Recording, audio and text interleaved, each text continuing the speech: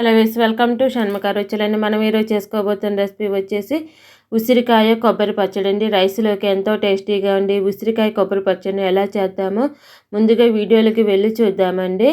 ముందుగా pan heat ఎక్కాక దాంట్లోకి ఒక 1 టీ స్పూన్ ఆయిల్ వేసుకొని ఆయిల్ బాగా హీట్ ఎక్కించుకోవాలండి. ఆయిల్ బాగా హీట్ ఎక్కాక ఒక 10 నుంచి 15 పచ్చిమిరపకాయలు తీసుకోవాలండి. నేను కారం తక్కువ కాయలని ఎక్కువ వేసుకున్నాను. కారం గల కాయలు అయితే తక్కువ వేసుకోవచ్చండి.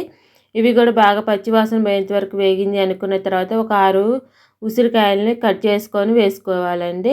6 ఉసిరికాయలు ముక్కలుగా కట్ చేసి వేసుకున్న తర్వాత అవి కూడా కొంచెం బాగా పచ్చివాసన పోయేంత వరకు వేయించుకోవాలండి. అవి బాగా వేగినాయి అనుకున్న తర్వాత ఒక 10 నుంచి 12 వెల్లుల్లిపాయ రెబ్బలు వేసుకోవాలి. అవి కూడా కొంచెం వేయించుకోవాలండి. ఒక 1 మినిట్ వేగింది అనుకున్న తర్వాత నేను ఒక 1 కప్పు కొత్తిమీర తీసుకున్నానండి. 1 కప్పు కొత్తిమీరలో ఒక హాఫ్ కప్పు దాకా కొత్తిమీర వేస్తున్నాను. హాఫ్ కప్పు దాకా కొత్తిమీర కూడా వేసుకొని అది కూడా బాగా పచ్చివాసన పోయేంత వరకు వేయించుకున్న తర్వాత స్టవ్ ఆపేసుకొని చల్లార్చుకోవాలండి. మా వీడియో కనుక కొత్తగా చూస్తున్న వాళ్ళు, ఫస్ట్ టైం చూస్తున్న వాళ్ళైతే మా ఛానల్ని సబ్స్క్రైబ్ చేసుకోండి. మేము పెట్టే వీడియోస్ మీకు ఎప్పటికప్పుడు నోటిఫికేషన్స్ వస్తూ ఉంటాయండి. ఈ మిశ్రమం అంతా బాగా చల్లారింది అనుకున్న తర్వాత ఒక మిక్సీ జార్ తీసుకొని ఈ మిక్సీ జార్లో వేసుకోవాలండి. ఉసిరికాయ, పచ్చిమిర్చి, వెల్లుల్లిపాయ రెబ్బలు, కొత్తిమీర వేసుకొని అందులో సన్నగా కట్ చేసుకొని ఒక హాఫ్ కప్పు ఒక చిప్ప కొబ్బరి ముక్కలు, తర్వాత ఒక 2 పిక్కలు చింతపండు నానబెట్టుకొని వేసుకున్న తర్వాత తగినంత ఉప్పు వేసుకొని మెత్తగా గ్రైండ్ చేసుకోవాలండి. తగినంత ఉప్పు వేసుకొని మెత్తగా గ్రైండ్ చేసుకొని పక్కకు పెట్టేసుకున్న తర్వాత మళ్ళీ స్టవ్ ఆన్ చేసుకొని ప్యాన్ హీట్ ఎక్కించుకోవాలండి.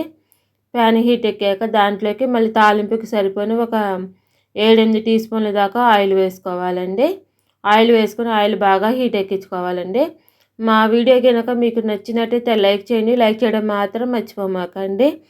ఆయిల్ హీట్ ఎక్కాక దాంట్లోకి ఒక హాఫ్ టీ స్పూన్ దాకా మినపప్పు వేసుకోవాలండి. హాఫ్ టీ స్పూన్ మినపప్పు వేసుకున్న తర్వాత ఒక 3/4 టీ స్పూన్ దాకా ఆవాలు, ఒక హాఫ్ టీ స్పూన్ దాకా జీలకర్ర వేసుకోవాలి. తర్వాత ఒక 4-5 ఎండుమిరపకాయలు వేసుకోవాలండి. 4-5 ఎండుమిరపకాయలు కూడా వేసుకున్న తర్వాత ఒకసారి వేయించుకోవాలి. ఒక 2-3 నిమిషాలు వేగింది అనుకున్న తర్వాత పోపు అందులోకి ఒక 2 రెమ్మల కరివేపాకు, తర్వాత మిగిలిన కొత్తిమీర కూడా వేసుకోవాలి. ఒక 1/4 టీ స్పూన్ దాకా ఇంగువ వేసుకోవాలండి. ఇంగువ కూడా వేసుకున్న తర్వాత కొత్తిమీర వేసుకున్న తర్వాత ఒక 1/4 టీ స్పూన్ పసుపు కూడా వేసుకొని అంతా ఒకసారి బాగా కలుపుకోవాలండి. పోపు అంతా కలిసేటట్టు బాగా కలుపుకున్న తర్వాత ముందుగా మిక్సీ పట్టేసుకున్న పచ్చడి మొత్తం ఈ తాలింపులో వేసుకోవాలండి. పచ్చడి మొత్తం తాలింపులో వేసుకున్న తర్వాత స్టవ్ ఆఫ్ వేసుకొని పచ్చడి మొత్తం పోపుకు పట్టేటట్టు బాగా కలుపుకోవాలండి.